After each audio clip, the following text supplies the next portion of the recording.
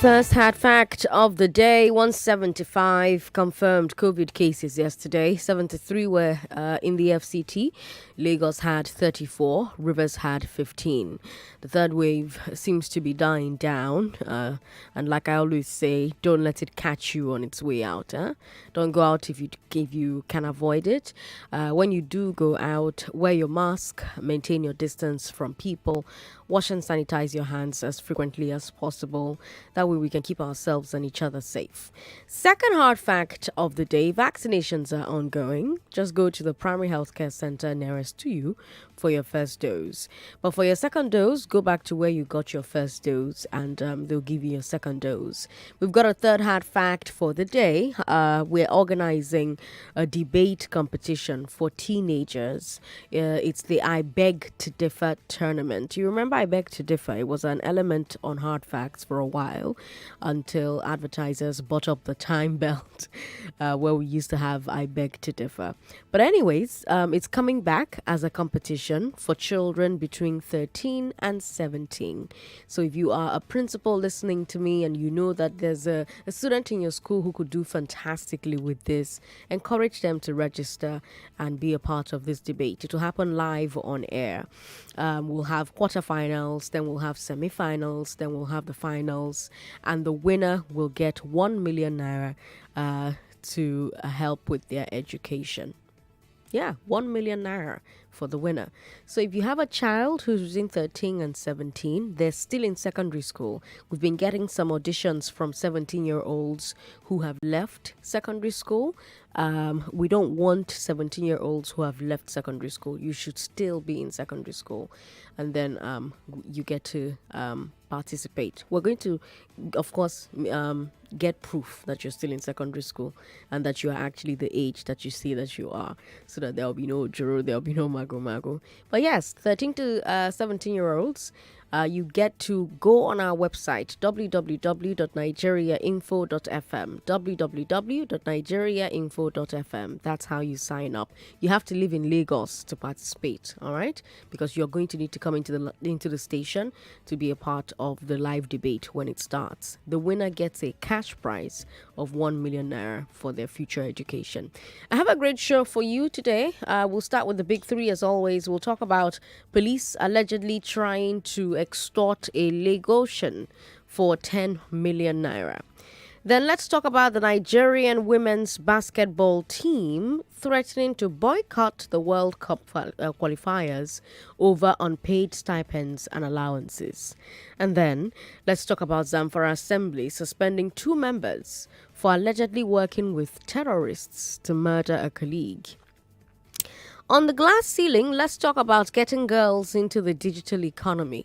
Monday was International Day of the Girl, and this year's theme is Digital Generation, Our Generation. But is Nigeria really trying to make sure that the next generation of girls are digital? I asked that question because I saw a really mind-boggling situation with a secondary school. I'll be sharing that story with you about this secondary school that provides sewing and hairdressing lesson for girls while boys can play video games. 4 o'clock, don't miss that conversation.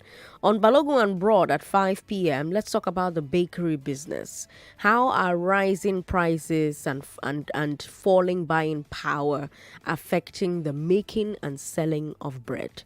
It's the realest business show on radio, and that's part of why you've made Hard Facts the #1 current affairs show in the city.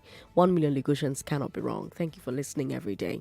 As usual, we'll have headlines for you, business, sports updates as well, every hour on the hour.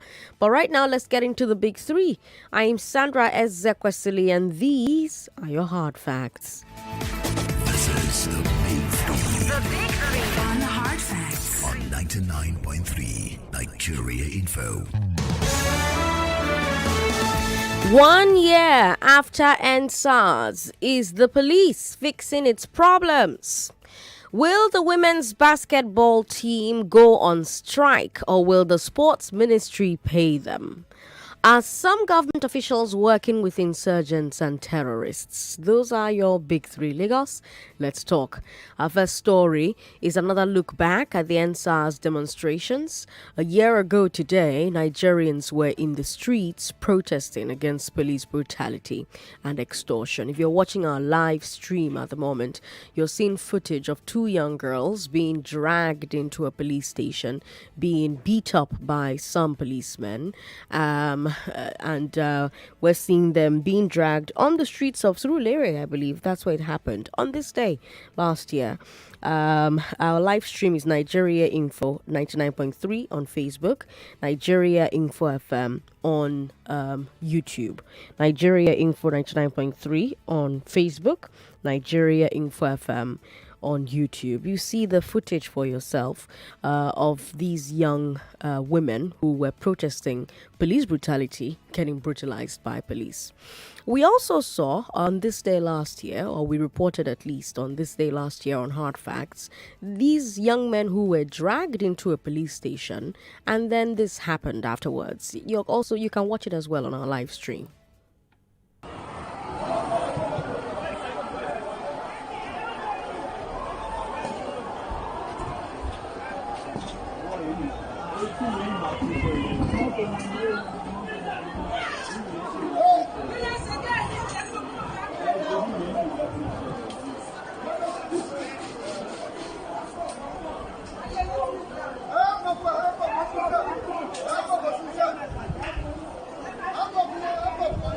For those of you who can't watch, some young men are getting dragged.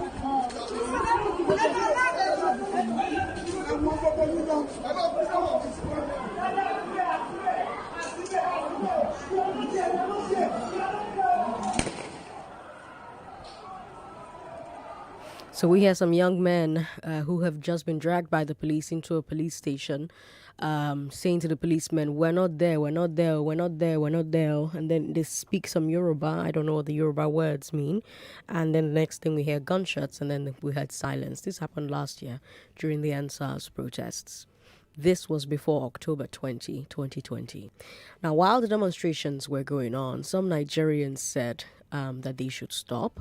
And by the way, this was after the IG had announced that SARS had been dissolved. This happened in Lagos on the next day after the IG had dissolved SARS. So Nigerians at the time were saying, some Nigerians at least were saying, stop, government has already agreed to reform the police. So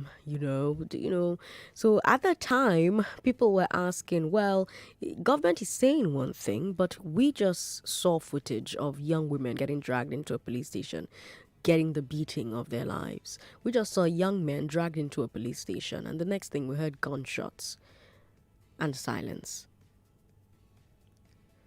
If that is true, it should mean that if it is true that government has agreed to reform the police, it should mean that 1 year later, police conduct should have improved significantly. Right? It should mean that what I just showed you on our live stream on Facebook, on YouTube, should not be happening anymore 1 year later. I mean, if the government was sincere and serious when it promised to reform police a year ago, if the government has been acting persistently on that promise for a whole year, we should be seeing a new, improved police force by now. Are we seeing that, Lagos? I'll let you answer for yourself, but first let me share a story that a man brought to social media this week. He claims that the police arrested him for no reason and tried to extort 10 million naira from him. According to him, he hailed a ride to take him home from the passport office. A group of policemen allegedly stopped him and jumped into the car. He says only one of them was wearing a uniform. They seized his passport. They went through his phones. They searched his WhatsApp for dollars or any mention of Forex. Then they called him a fraudster because they found messages where his friends and family sent him their foreign account details. And so this man was taken to the police station. He says that they didn't let him call anyone. They forced him to write a statement first before he could finally make one phone call. They allegedly printed all of the messages, about 50 pages of messages where he was talking about Forex with his family members abroad. And then they took a video of him asking him to make a confession of sorts on video, allegedly, with the pages of that WhatsApp document that they printed, and then they allowed him his phone call. The police told him that if he wanted to be released, he should pay 10 million naira. Basically, they were convinced that he was a fraudster and they wanted their own cut. They were allegedly going to put him in a cell overnight, but his friends saved him. The friend is the son of an AIG. No, actually, his father is friends with an AIG. So it was his father's friend that saved him. The AIG made calls pretending that it was his son that was arrested. That's how, out of fear, the police let this one go. This is not a story from EndSARS. It's not a story from last year. This is a story that broke from this week on social media. This week. And there are many others like it that did not make it to social media. And here's my question. If an event like this can still happen, can the police, can the government say that it has successfully reformed the police?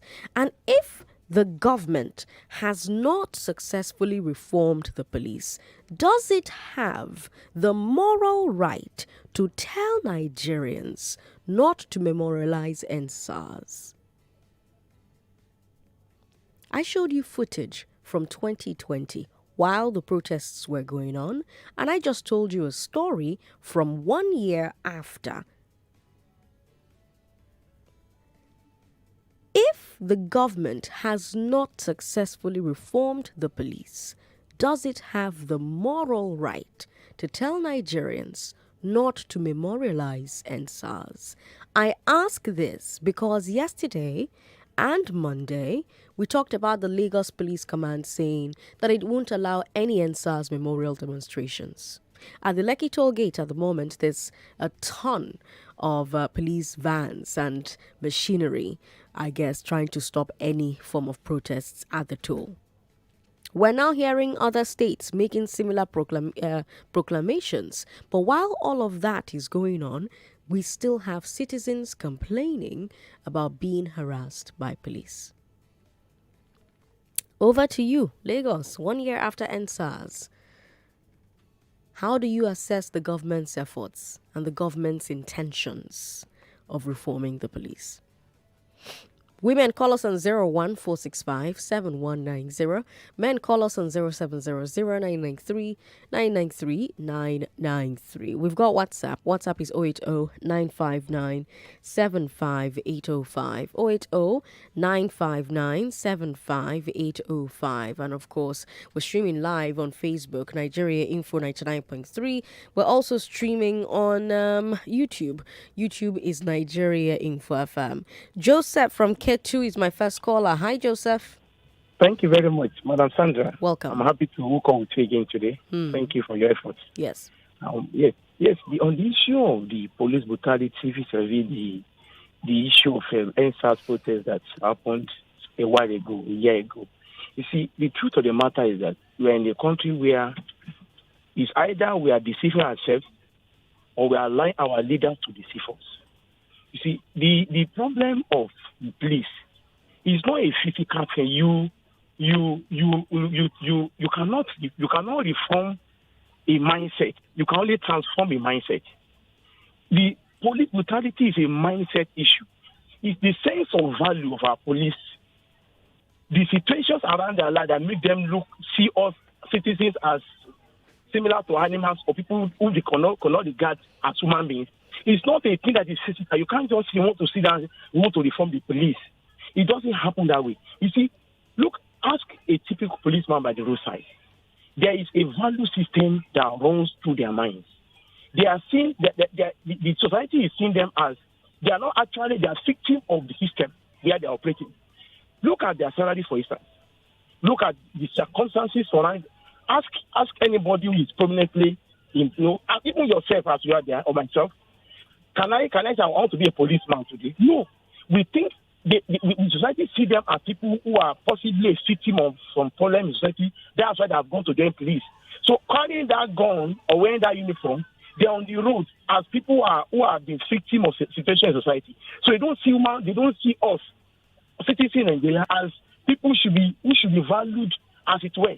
And the second issue is that even apart from that issue, is the fact that the system, the police system itself. Look at people who are sometimes they go about. I think sometimes this year when we have stories of people, twins being shot to death somewhere around K2 side here. Why? Because this guy, after he was arrested, was a squad that was drunk, carrying gun. How will a drunk man be giving gun and ammunition to go and be guided anywhere? The value system of our police is zero.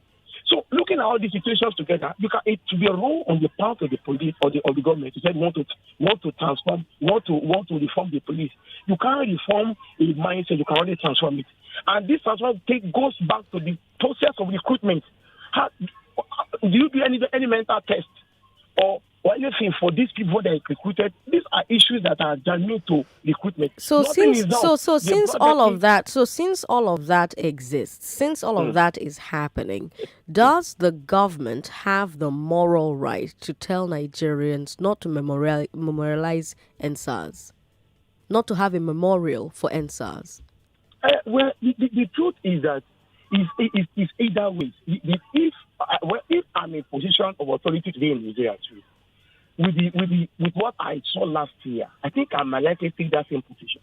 Not because I'm deliberately wanting not to be concerned with what happened last year, but the possibility or the likelihood of it being hijacked again this time around. So isn't the way to make sure it's not hijacked to send police to guard the protests, protect the protesters, instead of banning protests? Period.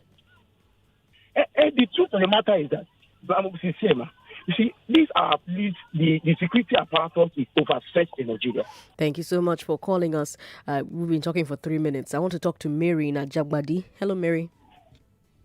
Good afternoon, ma'am. Good afternoon. I'm listening to this program right now. Mm-hmm. I just want to speak concerning this police issue. Mm-hmm. In my street here in Ajagbadi, I still find police, seeing these young men on the road. There were two guys on a bike. I just crossed the road. Mm-hmm. So I saw these policemen. One of them, they left their boss in front. One of them left, came to the front, sat down as if he wasn't a policeman. And when he saw these two guys on the bike, he just quickly jumped, held them on their trousers and began to put hands in their pocket. This thing still happen. It's absurd. I felt so bad because looking at what have transpired last year and what is happening today is still happening today. I feel so disappointed.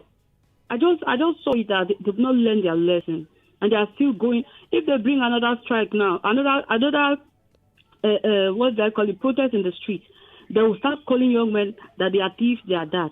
But this thing is still happening, and nobody's doing anything about it. It's absurd. All right, Mary. I'm feeling very disappointed. I don't even know what to do. I felt helpless. It's like, if I had my way, if I can video these people and I'll post them on WhatsApp, on Facebook, probably they might be looking at it as if I'm being wicked. But this thing is still going on in the society. Nobody's doing anything about it. Absurd. Mary, thank you so much for calling.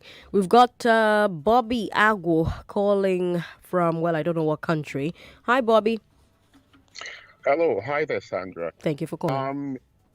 Hi there. I'd like to contribute concerning the police brutality. Mm-hmm. I've never really experienced firsthand myself, but I've seen a lot of videos. And I think one of the most important parts is to try and establish the root cause, the reason, right? And the reasons can be put into two sectors. One, accountability. Nigerian police, right, they have a very good understanding that they can get away with anything.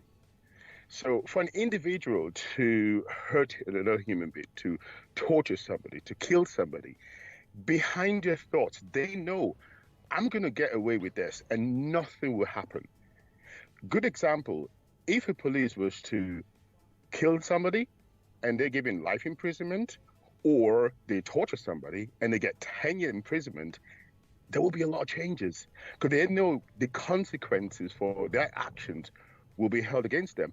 But nobody does anything. Like the government would not hold them accountable. So they know they can get away with it. So until they are held responsible for all the wrongdoings, I don't think it's going to change. Bobby, thank you so much for calling us. All right, Lagos. Remember, of course, if you are a listener who listens abroad, you can call into the show via Skype. Just search for Nigeria Info FM on Skype and call into the live studio. We'll put your call through on air. If you're a woman, call us on 01465 7190. 01465 7190. If you're a man, 0700 993 993 993. And of course, there is Twitter. There's Facebook, sorry, Nigeria Info 99.3. WhatsApp is 080-959-75805. We'll take a break. When we come back, we'll keep talking about the police, amongst other stories. I'm Sandra Ezekwesili. The biggest and best cocktail festival in Nigeria is here. The Lagos Cocktail Festival.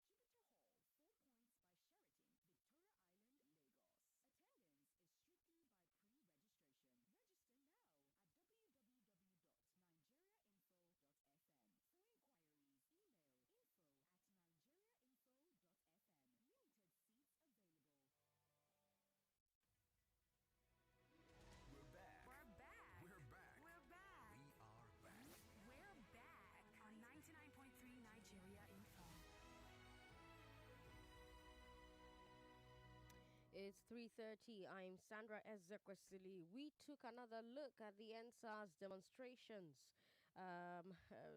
from last year. And we talked about, is the police fixing its problems 1 year later?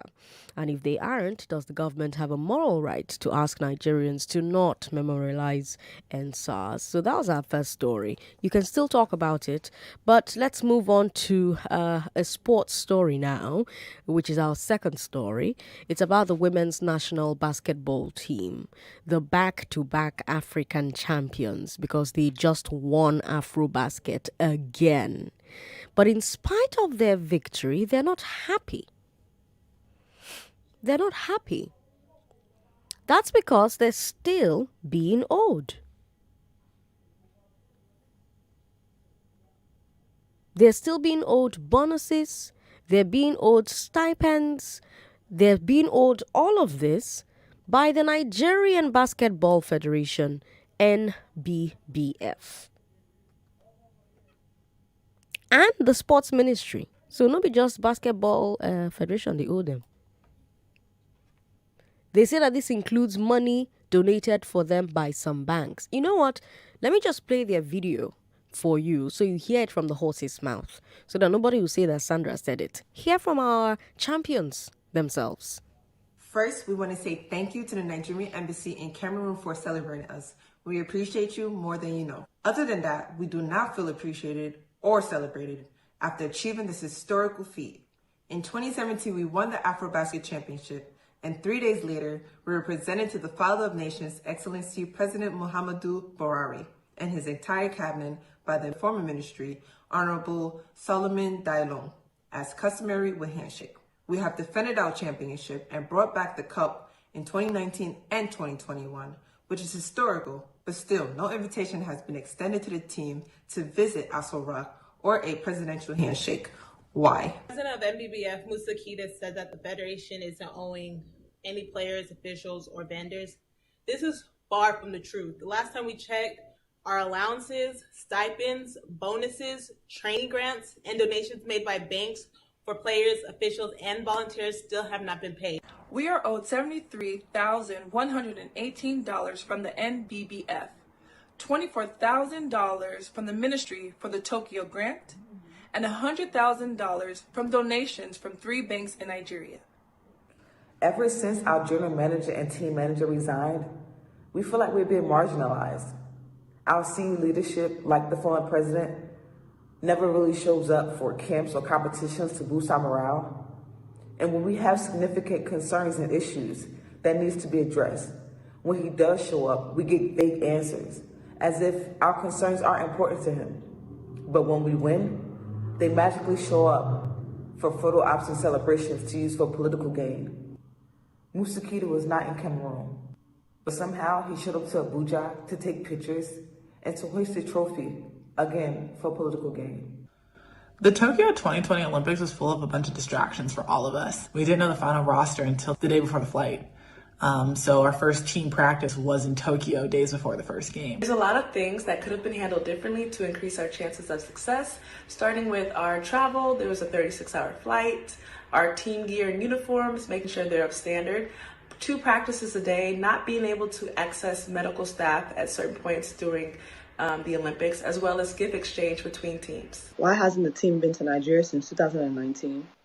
We're wondering the same thing. As the Tigers players, we want to go back to Nigeria. We don't understand why we have not been to the country for the last 2 years for camp or for any celebration. It's customary that the team is to go home for major competitions so that we can have morale. It's also important that we inspire the next generation to follow their dreams. Every player that has been a D-Tigress since 2017 has their own thoughts and feelings about the dissolved NBBF board and coaching staff over the course of the time. It is evident that our voices have not been heard, our requests for little things have been ignored, on top of not being celebrated or recognized as much as a 3 times back-to-back African Cup of Nations champion deserves. Our demands: all money owed to players, officials, and vendors, adequate travel to competitions, and a team manager for all team functions. If these demands are not met, with all due respect to the presidency, the NBBF, and the ministry, all D Tigers players will not be reporting to the FIBA World Cup tournament in 2022 in February. We are one united voice. I stand. I stand. I stand. I stand.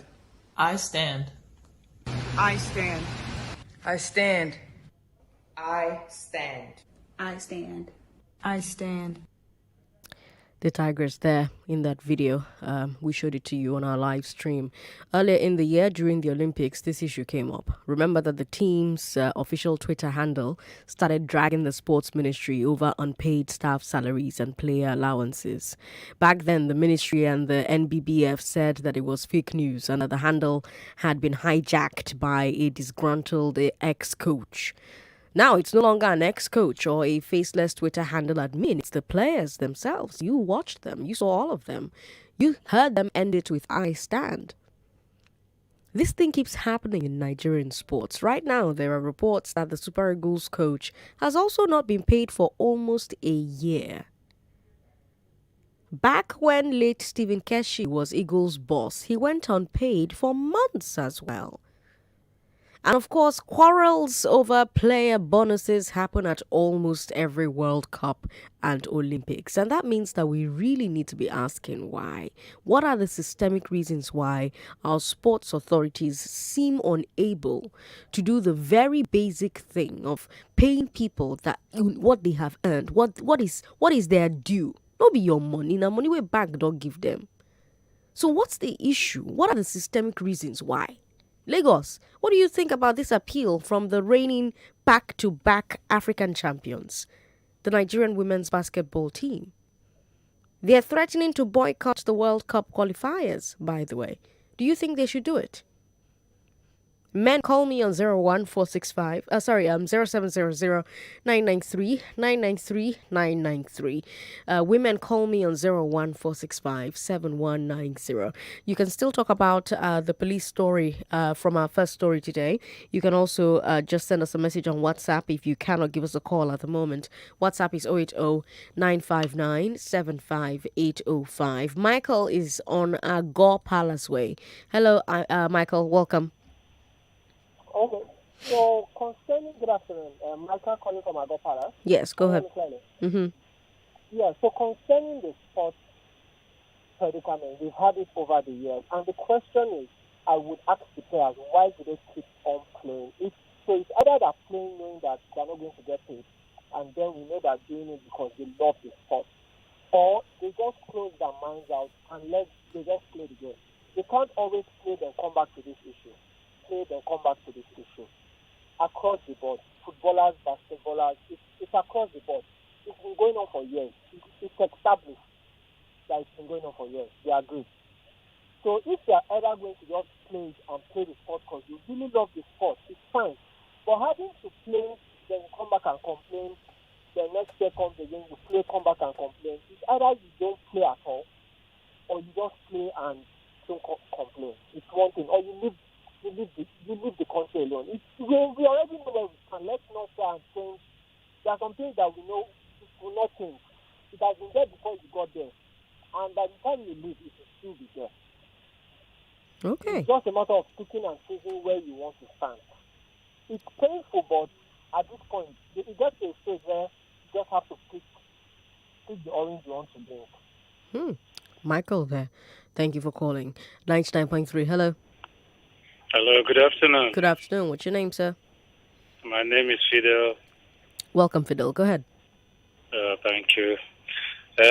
First of all, let me say well done for for the job. Thank you.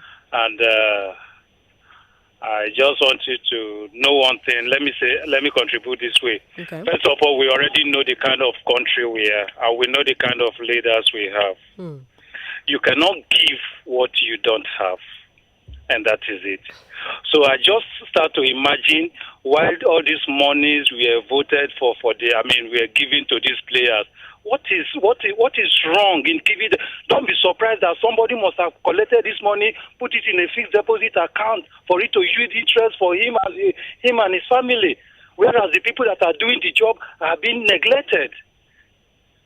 I mean, what kind of? In fact, in every ministry, there is nowhere you can even give the government 80%. What is it? I will advise the basketball players or whatever to stay away from the pitch. Let the sports ministry learn from this.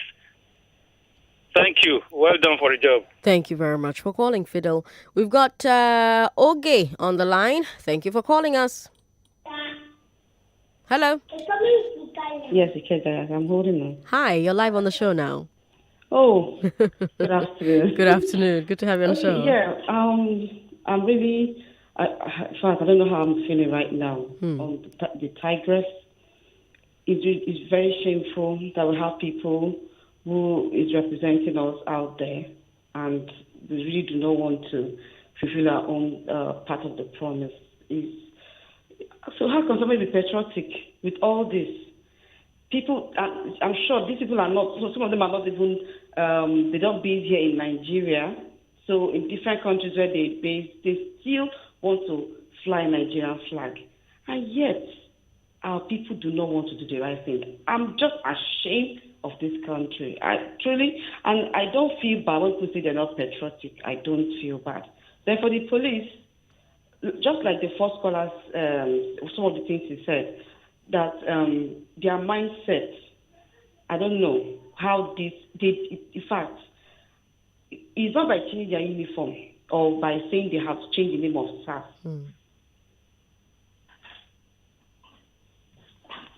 Hi, okay? Okay. I guess Oge had to attend to a kid there. 99.3, hello. Hello, Sandra. How are you? I'm fine. Thanks for calling. What's your name? Yeah, Alex here. Alex, welcome.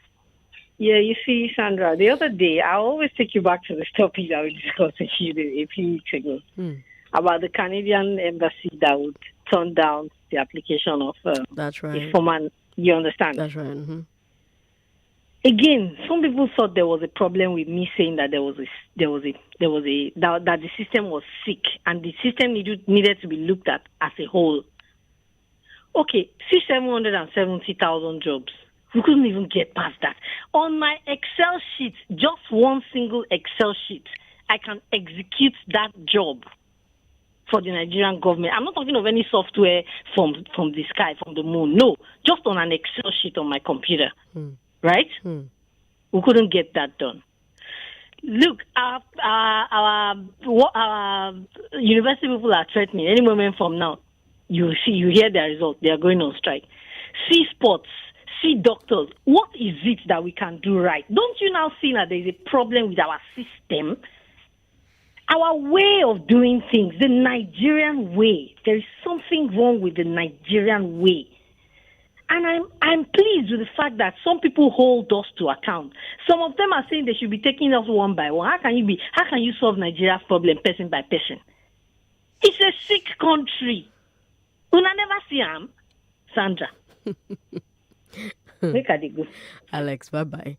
99.3, hello. Hello. Hello. Thank you for calling. What's your name? Good afternoon. Good afternoon. What's your name? Yeah, Sandra, this is Jeff calling from Amur. Welcome, Jeff. This particular women issue, the basketballers, it reminded me of the video of the embarrassment they had, in one of these European countries where they actually camped. You remember the one Nigerian that was a resident in one of those countries that actually embarrassed them, harassed them, and everybody was angry. But if you look at it critically, this is the whole system. It has, crumbled. I really do not understand, what is really going on. Because if you look at things, the way a man... In fact, to be very honest with you, these people that are holding these people's money, they are private business people. They don't care. And that is why it doesn't affect them. They're not even ashamed of the fact that these people Some of them are resident in different countries of different world, and they must have expended money and time trying to represent their country. But all they are interested in is what they are going to get, rather than sorting out these people. Is a real shame. Honestly, I don't know where to start, but I just pray and hope that this country can get better in the future. But as it is now, things are really not looking good. Thank you very much for calling. Sandra, okay. Peter in Victoria Island, okay, I lost that message. So here's a message from Samuel, who says, Lagos State government cannot allow protests at Lekki Toll Gate again because of the money that they are preparing to start collect very soon. Their selfish interests will not let them allow any other activity to happen there. We've got Peter in VI, who says, Sandra, the government has not transformed anything and will not. With all the complaints about the malevolence of the Nigerian police officers before, during and after the EndSARS protest, no single officer has been reprimanded. Well, that's not true. Lots of officers have actually been reprimanded.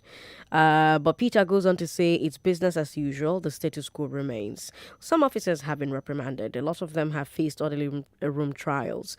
Wari Lefa says, Sandra, has anything changed? Is bail now free? Not memorize, know my licenses.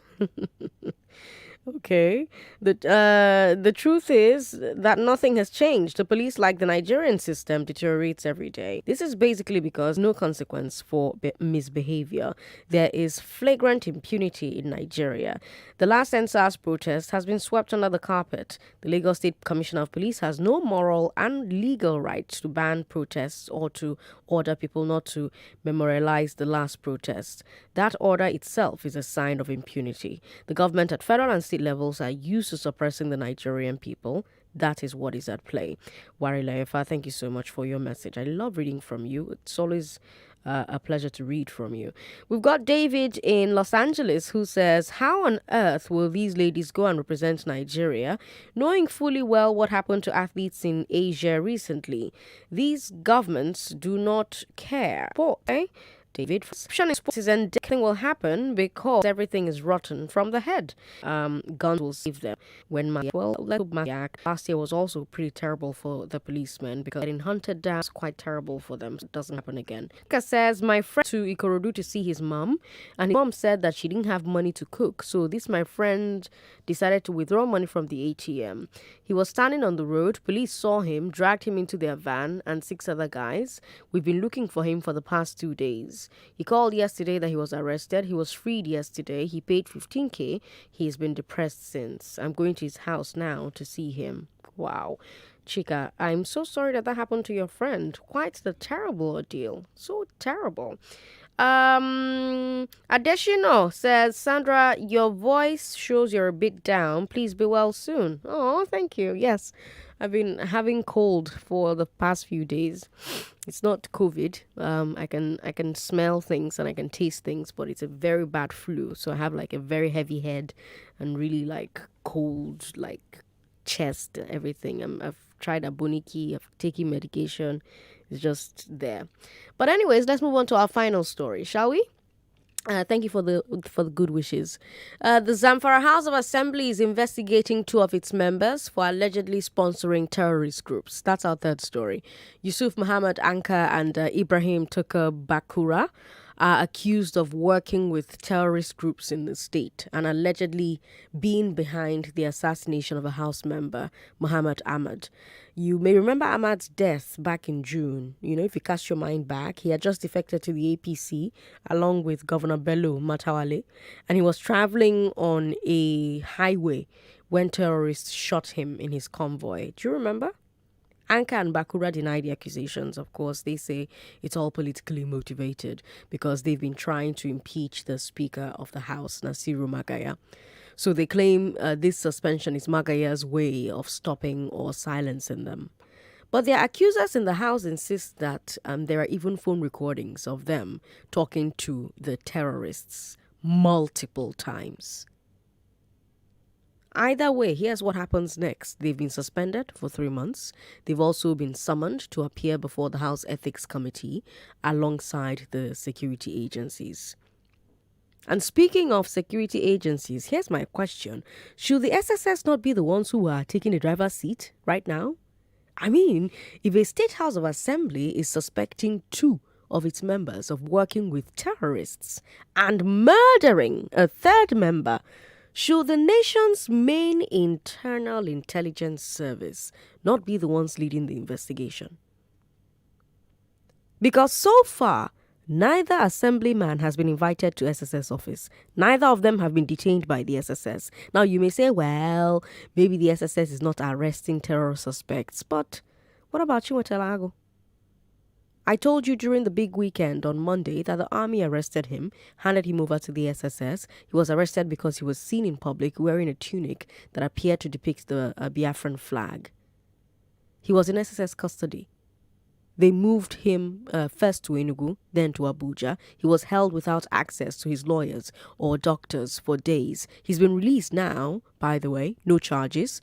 But this leads to a very obvious, very natural question. If the SSS can see it fit to detain someone simply for wearing a tunic, do they not have enough grounds to at least invite for questioning these Zamfara lawmakers who are accused of murder,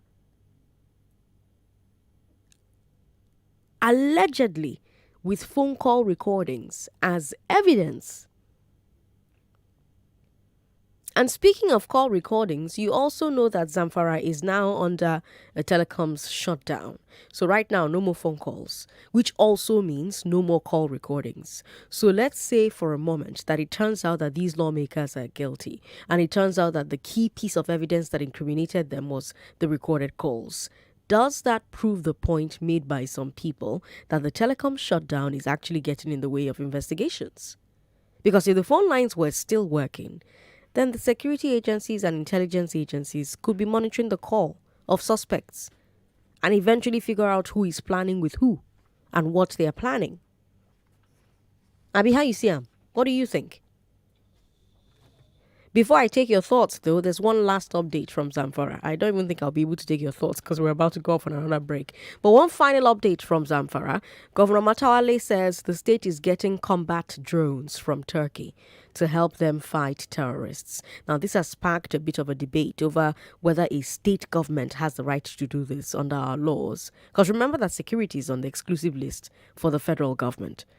And remember when Amotekun was being discussed, one major point was that state governments have no right to arm themselves. The only reason why Amotekun can be armed is that the program is technically registered under the federal government's community policing initiative. So unless these drones are also bundled into a federal program, there is a question about whether Zamfara has the right to do this.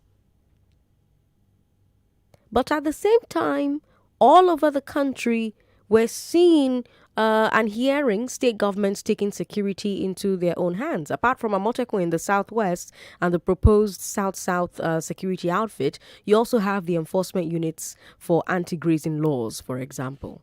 And of course, the southern governors have demanded that security be decentralized. So maybe what's happening in Zamfara with these drones is all part of the same restructuring by indirect means pattern that we're seeing lately. I don't know. What do you think?